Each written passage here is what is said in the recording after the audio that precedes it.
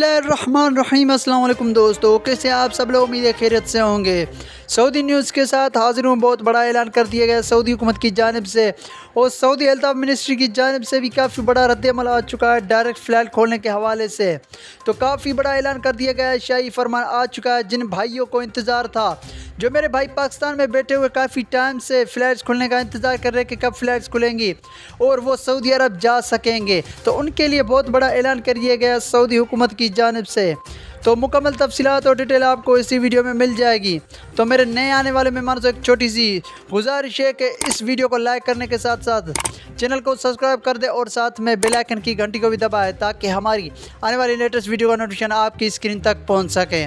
تو کافی بڑا اعلان کر دیا گیا ہے سعودی حکومت کی جانب سے، اور ان بھائیوں کے لیے جو پاکستان میں بیٹھے ہوئے ہیں فلائٹس کھلنے کا انتظار کر رہے ہیں، تو سعودی عرب نے فلائٹس بحال کرنے کا اعلان کر دیا گیا ہے۔ کنفرم تاریخ بھی بتا دی گئی ہے، اور یہ خبر سعودی اخبار میں بھی شائع کر دی گئی ہے کہ فلائٹ جو ہے وہ مکمل طور پر پوری طرح بحال کرنے کا اعلان کر دیا گیا ہے۔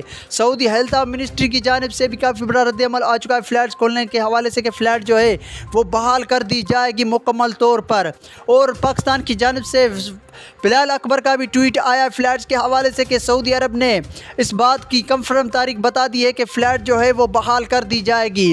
کنفرم تاریخ جو بتا دی گئی ہے وہ جو ہے 30 تاریخ یعنی کہ 2 دن کے بعد فلائٹ بحال کر دی جائے گی۔